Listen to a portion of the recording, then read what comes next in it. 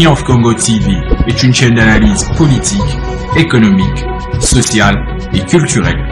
Congolais de partout, aimez votre chaîne, abonnez-vous, likez et activez la notification. Vous voulez la bonne information? Triomphe.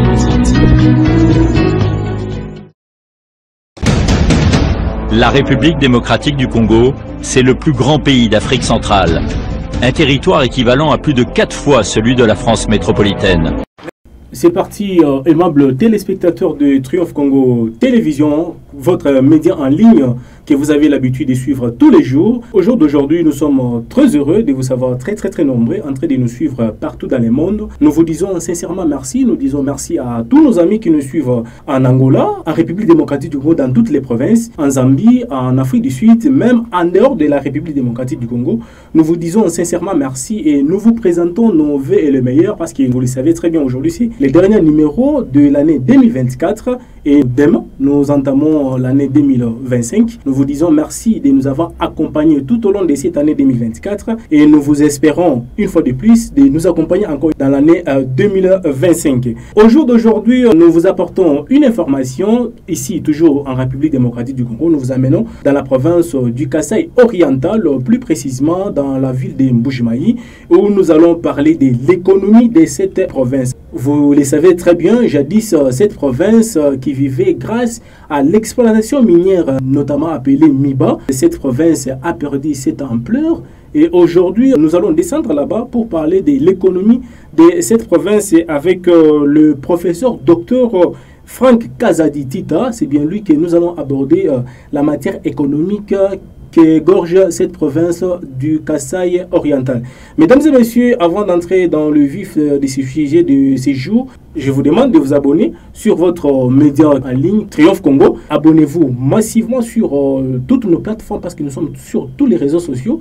Nous sommes sur YouTube, nous sommes sur Facebook, nous sommes sur TikTok, nous sommes sur Instagram, nous sommes aussi sur X, sur Twitter que beaucoup continuent toujours à appeler jusqu'à aujourd'hui. Allez-y là-bas, likez nos vidéos, partagez nos vidéos et aussi activez la cloche de notification pour ne pas rater de tout ce que nous produisons comme émission dans cette télévision. Mesdames et messieurs, comme je voulais dire dans mon introduction, aujourd'hui nous vous amenons dans la province du Kasaï oriental, plus précisément en Mbuji-Mayi, où nous allons parler de l'économie de cette province. Alors nous avons pu joindre le professeur docteur Franck Kazadi Tita, lui qui est enseignant, chercheur aux sciences économiques. Il est aussi spécialiste en économie de développement. Il est professeur permanent à l'université officielle de Mbuji-Mayi. C'est avec lui que votre rédaction va s'entretenir sur les matières économiques qui égorgent la province du Kasaï oriental. Alors, je vous prie de suivre ce duplex que votre rédaction a réalisé avec ses professeurs et nous allons nous retrouver tout juste après. Monsieur docteur Kazadi Tita, bonjour. Bonjour monsieur le journaliste, c'est le professeur Franck Kazadi Tita. Monsieur Franck, est-ce que vous pouvez vous présenter d'abord vous-même pour l'intérêt de nos téléspectateurs? Qui est monsieur Franck Kazadi Tita? Merci beaucoup monsieur le journaliste. Franck Kazadi Tita est avant tout enseignant-chercheur, docteur en sciences économiques, spécialiste en économie de développement. Je suis professeur permanent à l'université officielle de Mbuji-Mayi et j'interviens avec les enseignements et les conférences dans plusieurs universités de la province et du pays et même les universités étrangères. Je suis aussi recteur de l'université protestante d'Afrique, IPA Mbuji-Mayi, également député provincial et président de la commission économique et financière de l'Assemblée provinciale du Kasaï oriental. Monsieur le professeur, est-ce qu'au moment où nous réalisons cet entretien, vous confirmez que vous êtes sur place dans la ville de Mbuji-Mayi? Oui, je suis sur place en Mbuji-Mayi. Ok, monsieur le professeur, parlez-nous vraiment de la situation économique de la province du Kasaï oriental, aussi de la ville de Mbuji-Mayi en particulier. Merci beaucoup, monsieur le journaliste. L'économie de la province du Kasaï oriental est dans une phase de la reprise. Après une forte récession, après une période de la baisse sensible de la production, surtout minière et agricole, il y a eu quand même un moment où des efforts ont été conjugués au niveau des gouvernants et au niveau des opérateurs économiques pour que l'économie puisse renouer avec une croissance économique positive. Donc au moment où je vous parle, je tiens à rappeler d'abord que c'est une province qui a connu beaucoup de difficultés qui ont amené certains opérateurs économiques à délocaliser leurs affaires. Nous avons assisté à un déplacement massif. Il y a eu des déplacements massifs de populations qui ont quitté la province vers d'autres provinces. Les opérateurs économiques qui ont quitté la province pour aller s'installer ailleurs avec leurs activités, ce qui a fait que l'économie de la province a été beaucoup secouée, d'autant plus qu'elle est une économie principalement minière. Avec la chute de la société minière de Bakwanga, la minière de Bakwanga, la MIBA, cette chute de la MIBA a eu des répercussions très néfastes sur l'économie de la province. D'autant plus que cette entreprise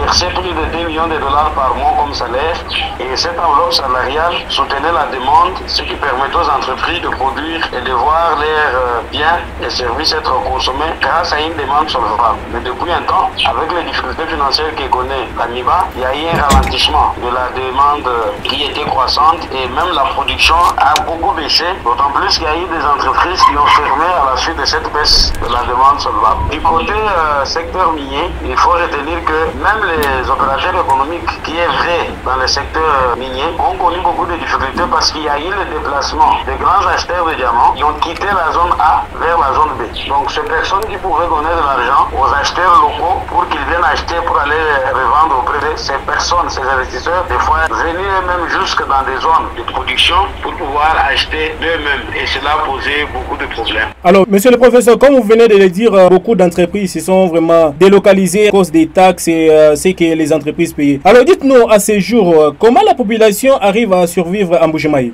La population arrive à survivre d'abord grâce au secteur tertiaire, c'est-à-dire l'administration publique, les entreprises publiques, le commerce, l'enseignement. Ce sont les grands secteurs pourvoyeurs d'emploi. Et aussi, les entreprises ont délocalisé, certes, mais pas toutes les entreprises. Il y a des entreprises qui tiennent, qui continuent à exister, de petites et moyennes entreprises, bien entendu. Et ces entreprises-là, qui sont aussi en train d'œuvrer jusqu'à présent, ont permis aux Kassaïens, aux Kassaïennes d'avoir des emplois, de créer aussi des petites entreprises. Et cette dynamique-là permet à l'économie de fonctionner et de progresser. Mais il y a eu un nouveau vent qui a soutenu ces entreprises. Ce sont les réalisations du chef de l'État, son Excellence Félix Antoine Tshisekedi Tshilombo, que je félicite en passant. Certes, il y a beaucoup de choses à faire, mais il y a eu quand même quelques efforts qui ont été conjugués dans les domaines ci-après, les infrastructures de base, notamment les routes, la desserte en eau potable, la desserte en énergie. Donc, ces investissements-là ont permis quand même de relancer, même à un faible pourcentage, l'économie de la province et des efforts énormes restent encore à conjuguer. On a une phase du désenclavement de la province, un projet d'asphaltage de la route qui relie le Kasaï et Lomami jusqu'à Kivu.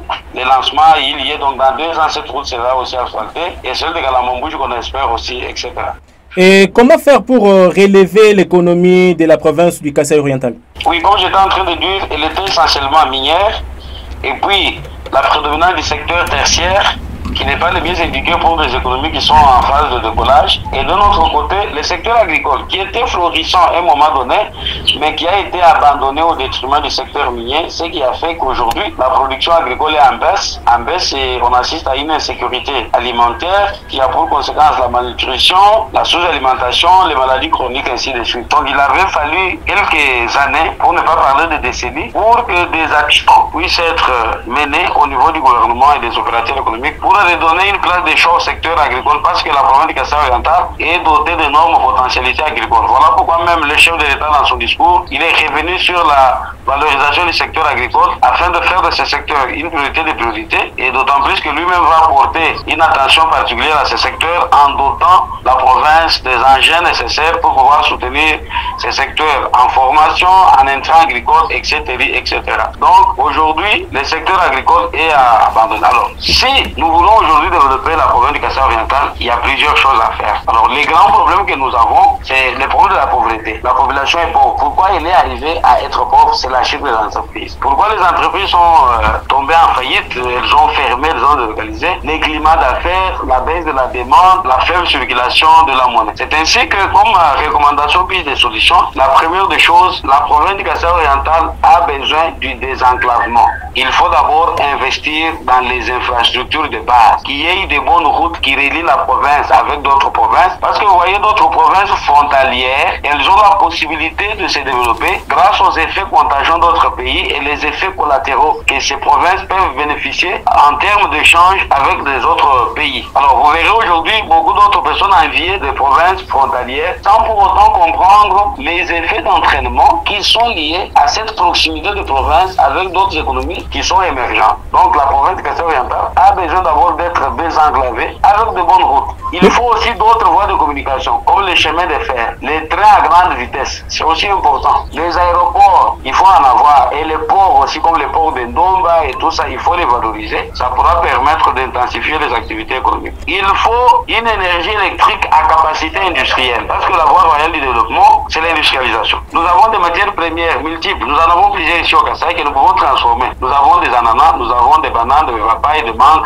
qui peuvent nous servir à faire des jus. Nous avons plusieurs matières qui peuvent nous aider à fabriquer beaucoup de choses. Mais au jour d'aujourd'hui, nous ne pouvons pas le faire parce que nous n'avons pas des usines. Et ces usines ne sont pas installées. Pourquoi? Parce que la province n'a pas un courant électrique à capacité industrielle. Nous avons lancé le message auprès du chef de l'État et nous continuons de lancer ce message pour qu'une attention particulière puisse être accordée à notre province pour qu'elle ait une énergie à capacité industrielle qui pourra soutenir le développement industriel de cette ville. Parce que de base, il faut la formation, il faut un capital humain. Nous savons tous, le chef de l'État, Félix-Antoine Tshisekedi Tshilombo, a fait quelques jours à Mbuji-Mayi. Qu'est-ce que vous avez retenu par rapport à son discours sur les plans économiques pour élever la MIBA à Mbuji-Mayi? Merci beaucoup, c'est les journalistes. Le chef de l'État est d'abord revenu sur les 6 axes prônés, les 6 axes qui faisaient l'objet de son plan d'action pendant la campagne, et il a dit qu'il s'est engagé. Alors par rapport à la province du Kassai-Oriental, il a d'abord mis un accent particulier sur le poumon économique de la province, qui est la MIBA. Alors il a dit qu'il devait apporter une contribution financière pour que l'entreprise se relance, et aussi il a promis d'apporter une touche en termes de management pour que l'équipe dirigeante puisse constituer une synergie pour pouvoir catalyser le développement de cette entreprise qui va générer le développement de la province, qui va contribuer au développement de la province. Donc il a boutonné sur ce bouton-là de la MIBA. Au-delà de la MIBA, il a parlé de la relance du secteur agricole qui sera une priorité. Il pourra doter la province de moyens nécessaires. Il a sollicité l'implication de toutes les parties prenantes, dont les députés, le gouvernement, la société civile, les ASBL, etc. Alors, le chef de l'État n'a pas aussi oublié de relever l'aspect très important qui est celui des infrastructures tel que je l'ai souligné. Il a aussi parlé de ces infrastructures et même l'orientation de certains investissements qui pourront soutenir d'une manière ou d'une autre le développement de la province. Mais il n'a pas aussi oublié de conscientiser, sensibiliser la population pour que l'on comprenne que le développement, ce n'est pas une affaire individuelle, c'est une affaire collective qui nécessite l'implication de tous. Monsieur le professeur, je ne sais pas si vous avez autre chose à ajouter que nous n'avons pas abordé dans cet entretien. Oui, l'aspect le plus important, c'est qu'aujourd'hui, le développement, nous ne devons pas l'attendre. Le développement se veut, il s'impose, il s'arrache, il se finance. Donc, c'est l'opportunité pour moi de lancer un message à toute la communauté congolaise en général et la communauté kassaïenne en particulier pour dire que le développement des Congolais viendra des Congolais. Il ne viendra pas des Belges ou des Français. Nous devons nous unir. Nous devons travailler dans la vision du chef de l'État comme un peuple uni, un peuple engagé pour travailler et qui ne peut pas céder au tribalisme et à la division. C'est en étant ensemble que nous allons développer notre pays parce que le développement va venir de nous. Alors aujourd'hui, il est très important de développer l'entrepreneuriat. Et du côté de l'État, l'État doit créer des conditions favorables qui doivent booster l'entrepreneuriat. Il faut une fiscalité souple et transparente. Il faut créer des bonnes infrastructures. Il faut stabiliser le cadre macroéconomique. Il faut que notre environnement macroéconomique soit attrayant et un environnement qui attire et qui peut promouvoir des investissements. C'est cela qui permettra à ce que les petites et moyennes entreprises puissent émerger, qu'elles contribuent à la création d'emplois et que l'on puisse demain espérer avoir de grandes entreprises à l'instar d'autres pays. Parce que le pays ne peut pas se développer s'il n'a pas de grandes entreprises de fils maison. Parce qu'aujourd'hui, on fait des analyses souvent sous forme de PIB. Là, c'est la production intérieure brute. Mais qu'en est-il de la production nationale brute? Donc, nous avons besoin en tant que nationaux de produire, créer la valeur ajoutée, entreprendre, se former, valoriser nos connaissances pour permettre à ce que nos cerveaux puissent être mis au service de notre pays. On ait de nouvelles intelligences, on met en synergie ces intelligences-là pour pouvoir générer de nouvelles idées, des idées géniales qui peuvent soutenir notre pays. Principalement pour la province du Kassai-Oriental, l'entrepreneuriat reposera d'abord sur le courage et la détermination des entrepreneurs, sans oublier le soutien de l'État sous forme d'assouplissement de la fiscalité, l'accès au crédit, les bonnes infrastructures et j'en passe les meilleurs. Monsieur le professeur, nous vous disons merci d'avoir accepté notre invitation du jour sur Triomphe Congo Télévision. C'est moi qui vous remercie. Merci beaucoup. Mesdames et messieurs, vous venez de suivre toutes les explications du professeur Dr Frank Kazadi-Tita. Il a expliqué la matière économique qu'égorge la province du Kasaï oriental. Il a donné beaucoup d'explications. Vous avez bien suivi et vous avez suivi comment il a souligné que lui-même, le président de la République, lors de son passage dans cette province, il a souligné sur les matières agricoles dans la province du Kasaï oriental. Et tous les Congolais qui vivent dans la province du Kasaï occidental espèrent que dans les jours à venir, tout ce que le président Félix Antoine Tshisekedi Tshilombo a prononcé devant la population de Mbuji-Mayi, ça va se concrétiser dans peu de temps. Merci à toutes et à tous. Je vous retrouve très prochainement. Ça sera en 2025 et aussi avec un autre sujet d'actualité. À très bientôt. Triomphe Congo TV est une chaîne d'analyse politique, économique, sociale et culturelle. Congolais de partout, aimez votre chaîne, abonnez-vous, likez et activez la notification. Vous voulez la bonne information? Triomphe.